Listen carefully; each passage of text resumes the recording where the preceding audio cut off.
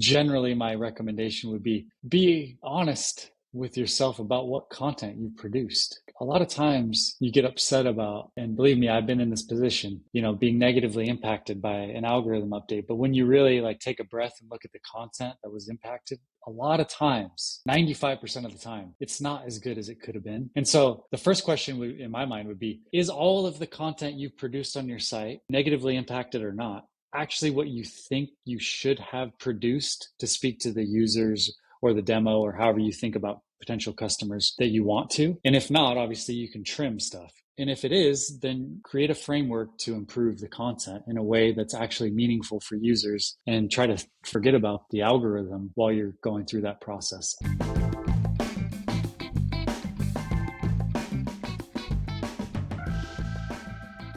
Hi, and welcome to the Optimized Podcast. My name is Nate Matherson, and I'm your host. On this weekly podcast, we sit down with some of the smartest minds in content marketing and SEO.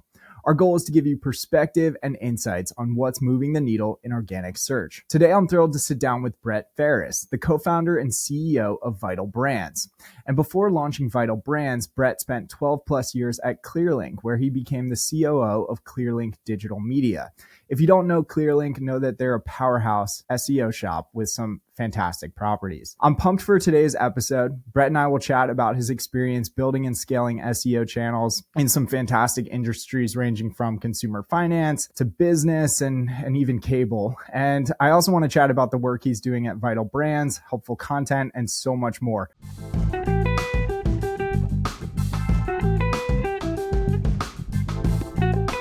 And this episode of the Optimized Podcast is brought to you by Positional. You probably know by now that our public launch is on March 26th, but there's still time to take advantage of beta pricing and beta perks by signing up for our private beta ahead of the public launch.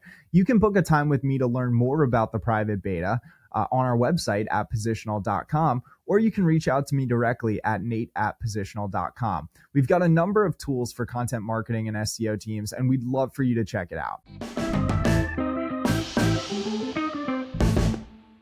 Brett, thank you so much for coming on the Optimized Podcast. Yeah, thanks for having me, Nate. Excited to chat. The question that I ask all of our guests is, how did you get into the world of content marketing and SEO? I figured you may ask something like that, and so I thought about it. And it's easy to create a narrative when you're looking back, you know what I mean? I don't know that it was as smooth as I'm going to say it now, but I always had an interest in marketing growing up. My mother was in marketing, and I was kind of obsessed with advertising. And anyways, given my age and sort of the time I entered my career, which was 07, 08, the internet in terms of marketing was still pretty nascent. So I saw that as a pretty big opportunity when I was exiting college and got an internship with an e-commerce kind of startup. They had done some acquisitions and were trying to build a little conglomerate of B2B e-com businesses. And I did kind of anything and everything there. And then eventually saw there was a huge opportunity to improve our rankings and drive free traffic because we were paying for a lot of our traffic at the time. And worked with an agency. And from there, I kind of got the bug, and that business struggled. And had a friend who worked in the business move to Clearlink, and they said, hey, you should come check this place out. And that's when I kind of formalized my career in SEO and content marketing and really sunk my teeth into what we're going to talk about today. So I don't know that I chose it, but it happened that way. Yeah, no one as a child is I want to do SEO when I grow up. And at Clearlink, it must have been such an interesting time to be at the company because one, as a team, you built a number of awesome web properties, and then you also bought a number of awesome web properties. And I know there's been a lot of change at that company over the last few years, but just for our listeners, what is Clearlink and what did you do there? So for listeners, I'm a couple years removed, so take what I'm saying as a grain of salt. They could have shifted strategy to your point, Nate. But yeah, Clearlink, especially when I started, was really performance marketing and sales business. And what that means in layman terms is they were paid bounty for generating new customers for home services businesses, mainly internet, telecom, cable, home security, etc. So think of Dish Network, Comcast. So we used various, digital marketing tactics primarily when I first started to drive inbound calls to our staffed call center And Clearlink fronts the cost of all of this. And then when Clearlink delivers a new customer, they're paid, like I said, a bounty from their clients. And so when I started, there was only a handful of clients, but in the early 2010s, call it, there was this kind of heyday in those types of businesses, those home services businesses, realizing, hey, we don't have the expertise to go really aggressive into digital marketing and specifically customer acquisition.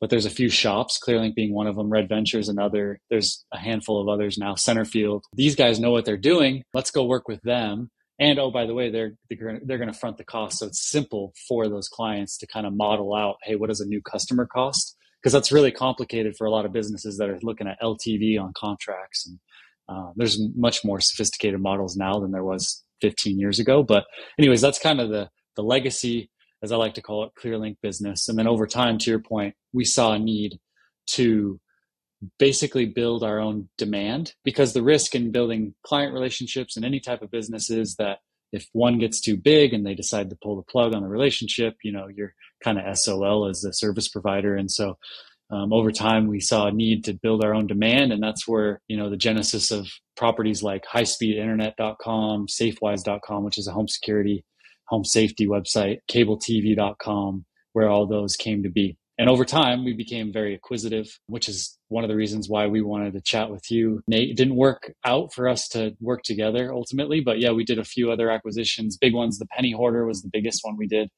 A lot of people have heard of the Penny Hoarder. They do a ton of advertising on social. Did a few others in a number of other categories. And when I left, we had a portfolio of about 15, kind of what we call flagship web properties, mostly consumer comparison websites where we were driving clicks, advertising for a new set of clients at that point from the legacy business I was just covering. The Penny Hoarder, that was an incredible outcome for that team. I think it was like $100+ million outcome, if I've read that correctly. So it's clear that Clearlink also had some money to throw or invest. But anyways, done talking about Clearlink. I want to talk about Vital Brands. So after Clearlink, you've decided to go out on your own. You've started Vital Brands, and I know you've got a couple of properties that you're building. Would love to just hear about what led you to starting Vital Brands, what made you want to go out on your own, and can you share one or two of those sites that you're working on now? The thought process behind Vital Brands really was, hey, let's build a digital media business that's sort of multifaceted in its product offering. So not just offering affiliate or CPC deals to advertisers, but also producing content for sale. So I'll talk about Jimbird here in a second, but think like our owned fitness programming that we're selling directly to consumers, in addition to any number of other products that we intend to offer over time. But zooming out again, Vital Brands is a digital media business focused in the wellness space, which is quite broad. But think fitness, sleep and recovery, mental wellness, a number of other categories of nutrition and supplements. So we see like probably 5, 6, maybe 8 sort of buckets within the broader wellness category that we're really interested in. I don't know all the stats offhand right now. I should have pulled them up. But if you look at sort of global wellness industry trends, I mean, the growth has been tremendous. We like the idea of riding sort of that wave, that trend, as we build these digital media assets, not unlike what happened at Clearlink when we were sort of still riding the wave of home internet penetration, which is crazy to even think about that was still happening 15 years ago, but it really was. And that helped that business grow tremendously. And so we're trying to do a similar thing with Vital Brands. On that note, like I said, we do see opportunity in multiple categories within the wellness space. The one we're focused on primarily to start is fitness, and the brand that we're operating there is called Jimbird, jimbird.com. And Jimbird does what you'd expect it to do. We produce a bunch of really high value content. At least I believe so. We'll maybe get into that a little bit later too.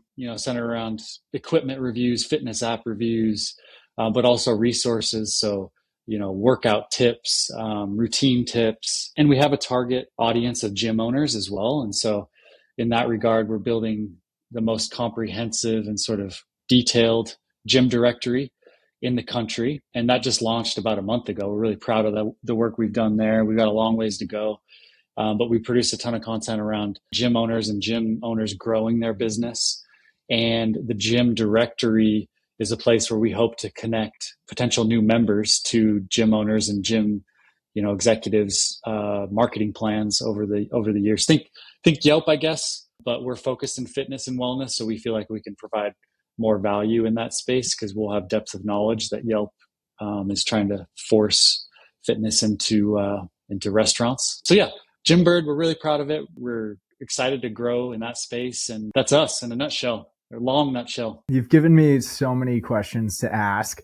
And by the way, for all of our listeners, Brett and the team at Jim Bird are crushing it. And I hadn't thought of that there's actually like two different customers you could target at Jim Bird. There's obviously like consumers that might be looking for the best compact treadmill, but then there's also like the B2B angle that I think could be a lot more valuable in the sense that I imagine like gym subscriptions, they're a high LTV product and you might be able to get paid a lot more by those gym owners. So that's really cool. And like, before I get too off track, is there eventually going to be, or could there be like a UGC component to this as well, where like consumers are leaving reviews or business owners are collecting reviews or they have profiles, things like that? Yeah, we're kind of focused on building utility in the gym directory to start, meaning can you filter by the things you expect to filter and the accuracy of the data. So we have a team of about 6 folks who are literally going gym by gym to validate the data right now.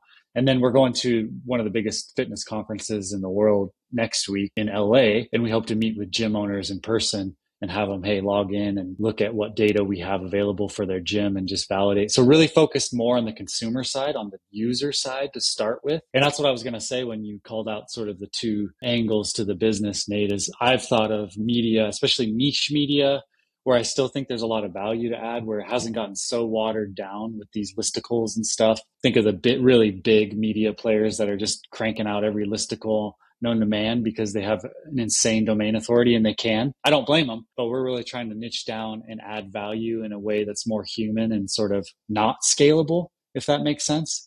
And that's maybe a thread we could take in terms of AI too at some point. But the point is, over time, I really thought of media in this context as B2C to B. You have to add value at the user level, meaning the folks who are reading your content, such that you can add value for your advertisers, or in this case, potential, folks that are going to subscribe to a product in the B2B space that we're offering. It's an interesting balance. You want to like maximize potential revenue, but you don't want your users that are coming for good fitness tips to be disenchanted by the fact that you're shoving some random supplement down their throat when they come to your site. Well, it sounds like you're creating fantastically helpful and unique content. And I do want to really dig into that. But before we get there, I want to ask you like more broader about like the wellness space. Like you don't have to be specific if you don't want, but I guess my question is like, as you're thinking about wellness, which is a very big space, we've talked about like high LTVs, maybe like a two-sided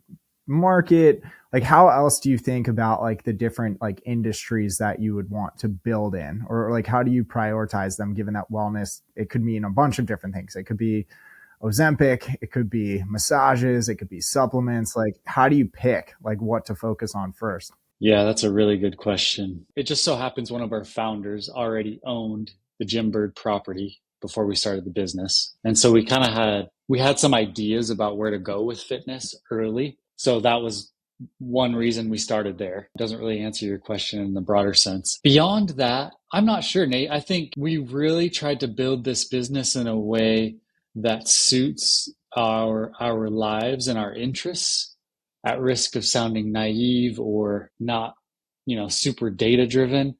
That has been a driving factor for us. What do we find most interesting in terms of what's next? And the reason why we can, from a business perspective, think that way is because there is such vast opportunity in the wellness space. And so we have the benefit of sort of picking and choosing, at least right now, where we want to go next. And so for us, I think the next one would be sleep and recovery, because our team is really interested in those topics, and sleep, of course, sleep is its own beast. In recovery, there's all sorts of things like massage guns and ice baths and all that stuff, saunas, and still high LTVs for those products. And so potential, meaningful advertising relationships or, our own internal sort of products that we can build to bridge the gap between consumers and advertisers there too. We should have blocked out like 4 hours for this podcast recording. And it's interesting you mentioned sleep, because we had like a guest on the Optimized podcast, Nemanja from Sleep Advisor. Oh, yeah. Yeah, I saw that. Yeah. He sold the company, but over the years, we've seen a lot of sites in the sleep industry just get their teeth kicked in. Totally. I remember the sleep industry was the first big one in the whole affiliate disclosure dilemma years ago. That wasn't even 5 years ago or something, was it? Time flies when you're having fun. I do want to talk about content and helpful content, then the content that you're creating. And I think you and I have always seen eye to eye on content, like that it should be good and helpful. And that's important when it comes to ranking and search. And I don't think I'm saying anything new here, but actually on LinkedIn recently, I saw that you published a recent article, and this is just one example, about Orange Theory Fitness, and that you actually went to Orange Theory Fitness for 30 days to write this review. And so I guess my question to you is that helpful content? Yeah, so I'm still going to Orange Theory. Writing that article was the sort of the nudge that I needed to join, and I'll join other gyms here too and do something similar, I think, over time. That piece is ranking page 1, I think, for Orange Theory Review now, or Orange Theory Fitness Review, maybe both. So hopefully that answers your question a little bit. Yeah, so basically what I did there, before I answer your question, is I went 3 or 4 times a week for 30 days, and literally anything I thought of or I noticed, I just wrote a note in my phone when I was done. So I do the workout for 60 minutes, then I get in my car and I just write notes. So I had, by the time I was done with 20 workouts over 30 days or whatever it was, I had this copious amounts of notes, 10 pages plus of notes in my notes app. And then our SEO built this awesome copy brief, which we have an amazing copy brief process now. I don't know if we'll have time to get into the nitty gritty of it, but so he had a copy brief, I had my notes, and then I just sat down and kind of stream of consciousness. If someone was asking me as a member if they should join Orange Theory, what are all the things that I might tell them if they really wanted to like nerd out on the topic? And so I used the copy brief as an outline. If I would have filled in everything in the copy brief, that article, I think it right now is like 7,000 words or something insane. I think it would have been 20,000 words. So I had to kind of cut it off at some point. I really did try to think about it as a one-to-one conversation. And just my general approach in life and business, whatever, is to be authentic. And so when I write, I try to be conversational and whatever else. So I sure hope it's helpful. It's certainly, I would guess, not helpful to everyone that lands on it. Might be a little too much for some people. But I did try to write that in a way that demonstrated, that I was attending the gym, but also that I was trying to offer insights that someone couldn't just get from the Orange Theory website. Subtle flex, Brett. You are on the first page for Orange Theory Review. So congrats. And this sounds like the complete opposite to another website that I recently looked at. So I talked to someone and they were in the hair loss, men's hair loss treatment medication space, comparison space. And like this individual, like, of course, has not tried like all of these hair loss supplements or medications. And so it would be very hard for them to write like uniquely helpful and personal content about a given hair loss treatment. But your piece of content, it almost reminds me of like Brian Dean Backlinko style content, where from my perspective, it felt like I was having a conversation with you. And I think that's what made Brian's content and Backlinko so successful, is that I often felt like I was having a conversation with Brian. And he was one of the first ones to use those really short like sentences in a really effective way too. I thought like those page breaks made his content so easy to read too. I loved his content.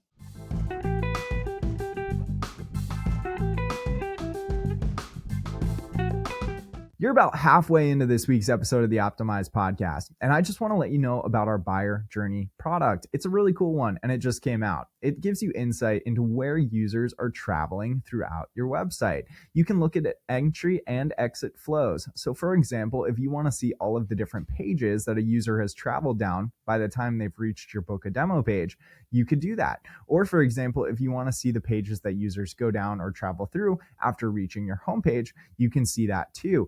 Positional's buyer journey product is meant to give you insights in terms of how users are engaging with your site and how they ultimately end up to their final destination. We'd love for you to check it out at positional.com. And now back to the rest of this week's episode. Yeah, we chatted about user experience a bit. We had him on the podcast a few months back, and he did a little victory lap around like user experience signals and why they matter. But and you mentioned before that like your team is out there doing like in-depth research, collecting data from different gyms that's not like publicly available. And so it sounds like you're putting a lot of work into making your content and the pages on your site uniquely helpful, which like I think is so important. And I do want to ask, we're going off script here. You mentioned content briefs and you've got a fantastic process for building them.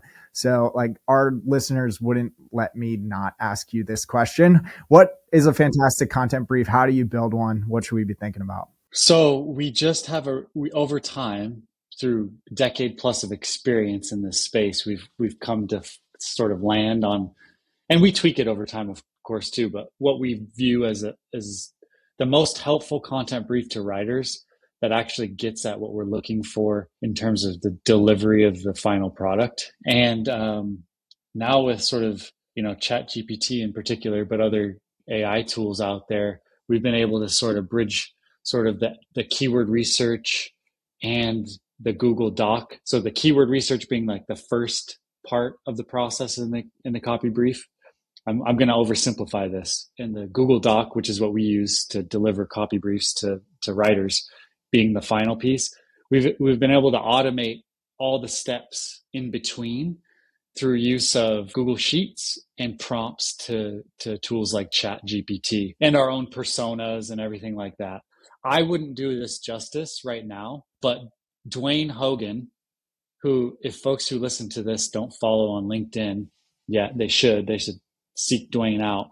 I think he has posted at least a sneak peek at what I'm getting at, because he is the kind of the mind behind what I'm speaking about. But it's really cool. You basically plug in your topics. We have our personas, H1s, title tag recommendations. And of course, all of those change over time as we optimize content once it goes live. But to build the core copy brief, all that's kind of fed in. It builds the outline and the description for the writer to follow, and drops it automatically into Google Docs, and allows us to then ship that off to writers in our project management tool all seamlessly without having me go in there and build a copy brief. Because if you've ever done copy brief building manually, it's quite tedious. You can't really skimp on it because you want your content to turn out well.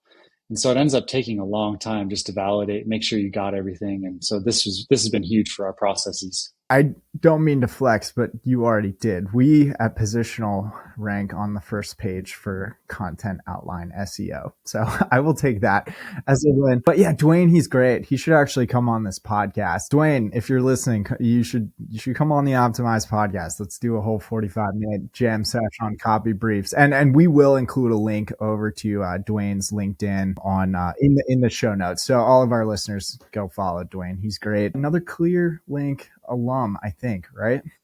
He left a while before I did, but yeah, he was there for quite a while. I know that like you've got Jimbird. I imagine at some point you're going to have like 50 properties. I'm confident in that. How do you build teams around each of these properties? And before you answer that, I'll say that like I've tried to build multiple properties at once myself, but the problem that I've run into is that like one or two of the properties just don't get the attention they deserve, and no one cares about them, and they're not as successful as they could be, and we end up like scrapping the project and 301ing it somewhere else.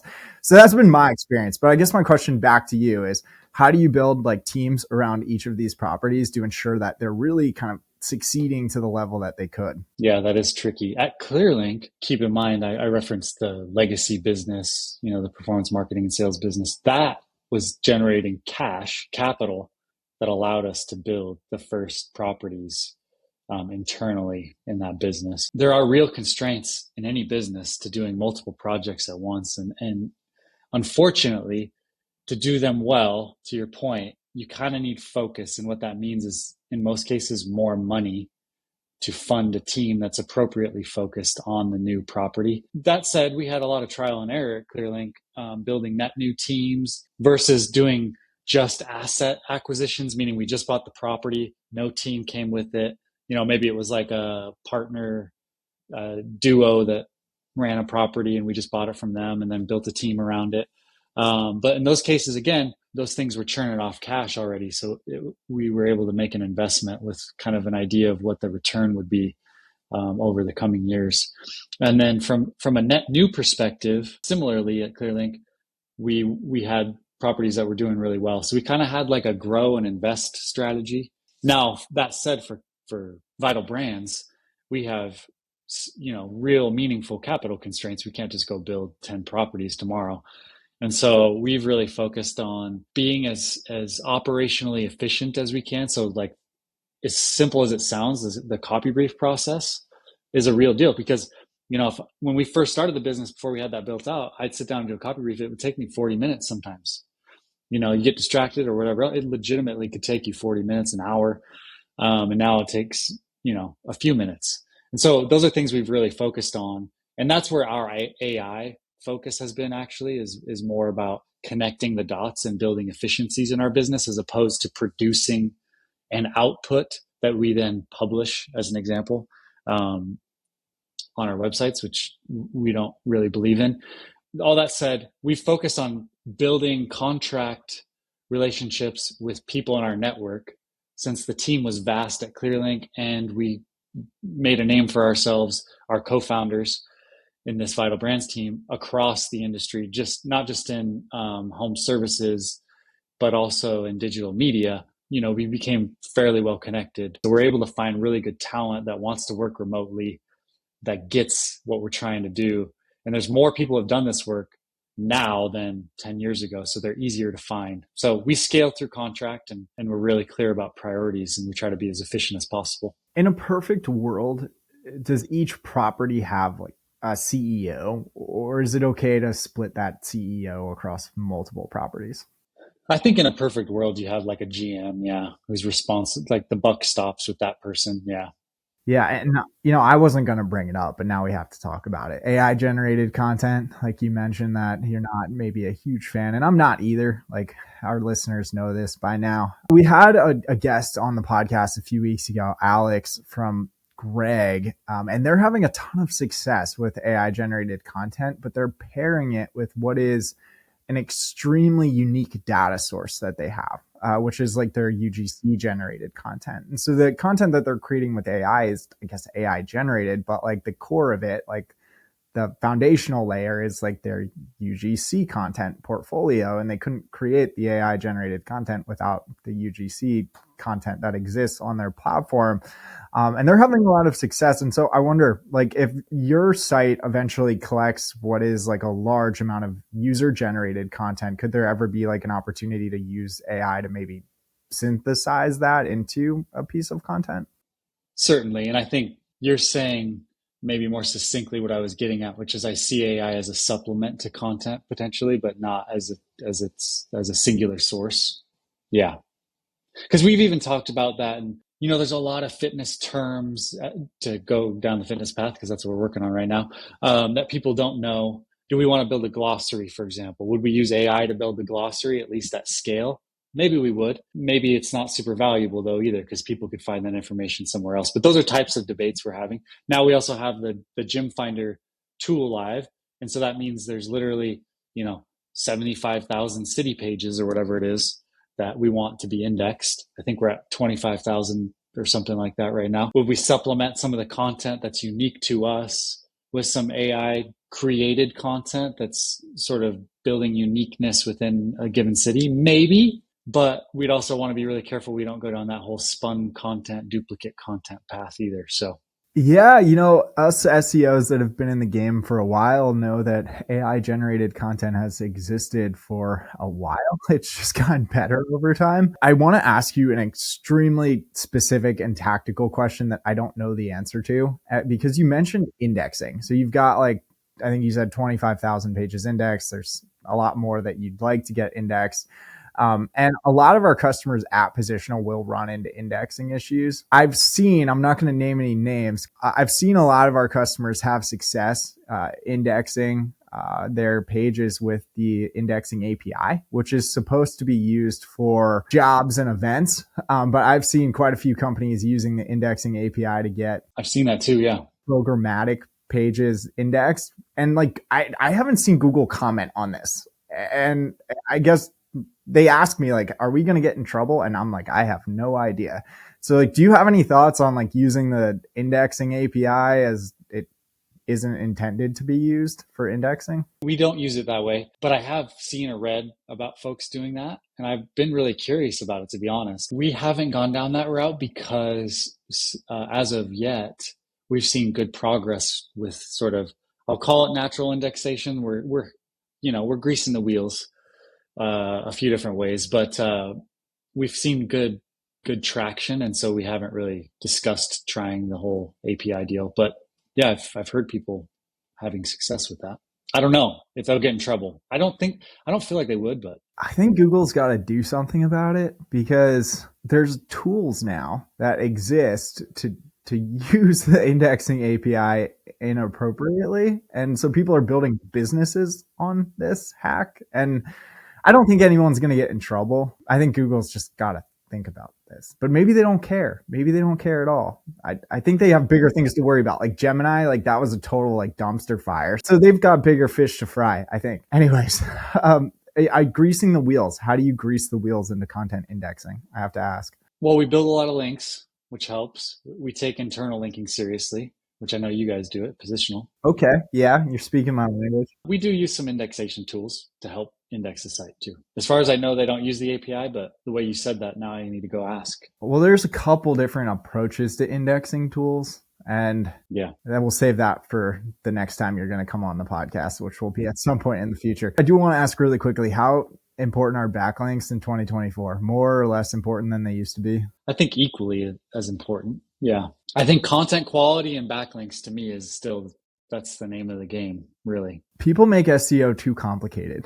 It's really just like three things, like pick the right keyword, create good article, and build a couple backlinks, and you'll be successful. Well, and you have to commit, pick what you want to write about, and then create the content. But there's a lot lost in that kind of step, unfortunately, for a lot of people. Regarding algorithm updates, a lot of our listeners were pretty negatively impacted in the helpful content update. As far as like building back after the helpful content update, how would you think about it if you were negatively impacted from that?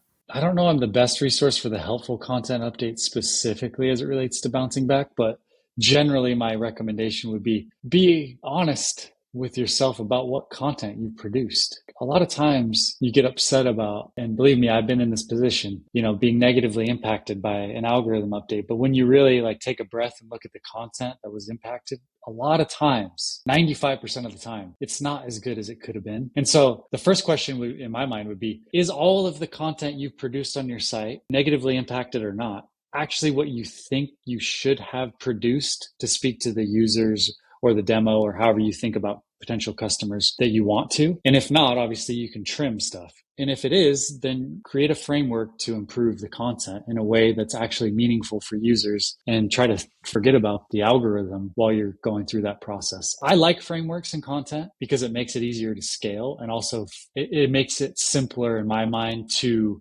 build a standard around quality. And what I mean by that is really simple things like, what does a typical content outline look like? And what does it include? In the context of helpful content, did you interview experts? Are you an expert? No. Did you interview experts? Is that content in there? Maybe you add that block.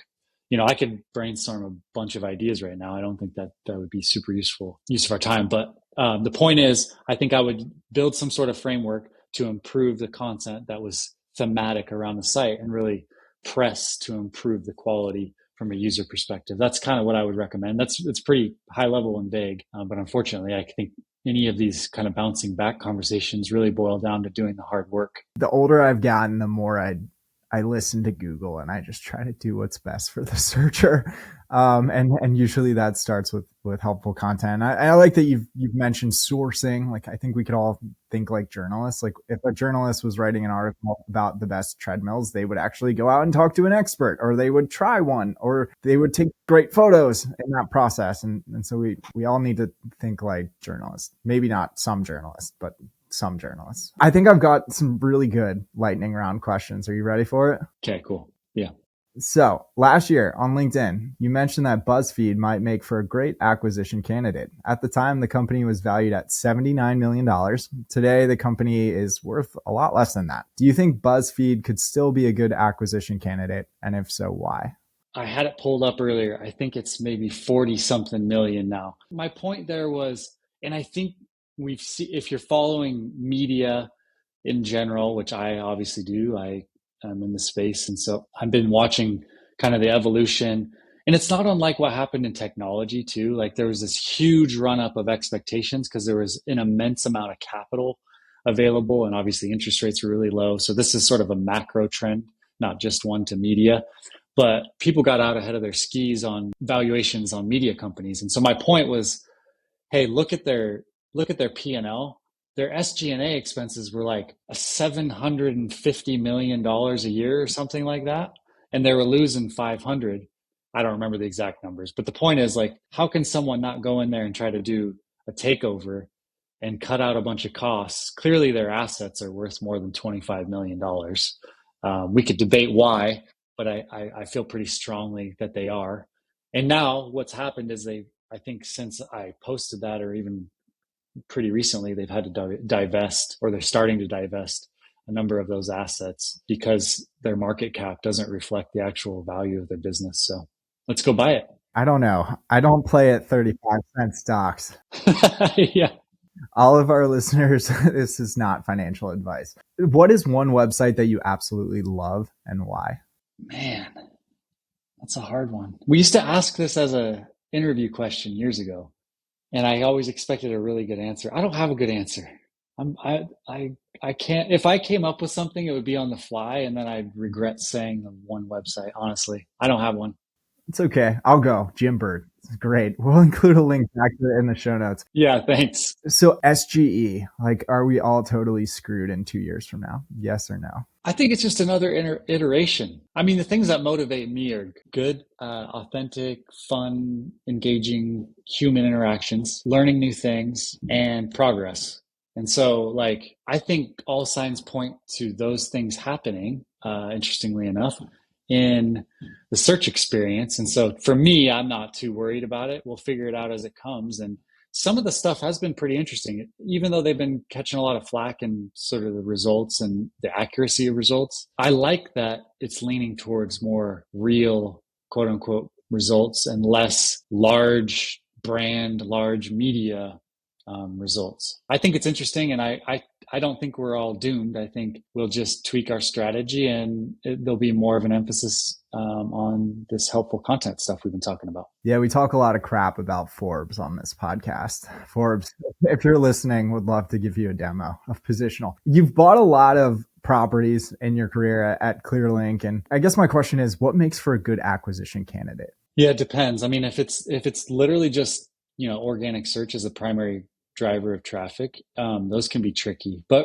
like a really simple answer is those businesses are worth 2 to 5 times their earnings, and you really shouldn't buy them for more than that, in my opinion, because there is significant risk in all of the, especially now, in all these kind of changes in the search landscape. And that's not necessarily new, but the types of changes now are so big, vast, that I would be reluctant to pay any more than that for a search focused web property. But it always helps if they have digital products or some sort of recurring revenue. But this is all sort of typical acquisition speak. You know what I mean? So is there upside and confidence that there's limited downside, and typically that comes with some sort of recurring revenue or unique value proposition in the market. My final question, because I know you're like one of the best when it comes to content creation processes, and I've learned a lot from you in that regard. What's the biggest mistake you see content teams make in the content production process? The biggest one is just you got to pick and go.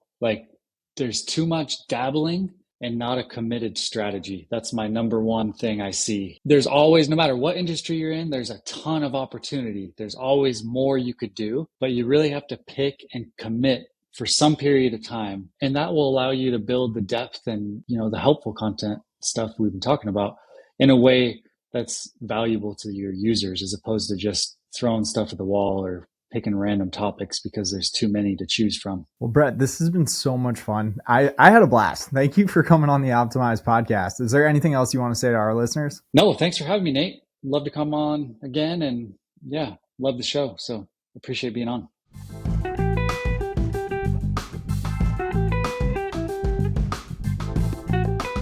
Thanks for listening to this week's episode of the Optimized podcast. Just a quick reminder that Positional's public launch is on March 26th, and we'd love for you to check it out. On March 26th, you'll be able to sign up for our product without talking to me, which is very exciting. And we've got a number of tools for content marketing and SEO teams, including tools for keyword research, internal linking, content analytics, and our new buyer journeys product, which I think you're really going to like. So check out positional.com either before the public launch or on our launch day on March 26th.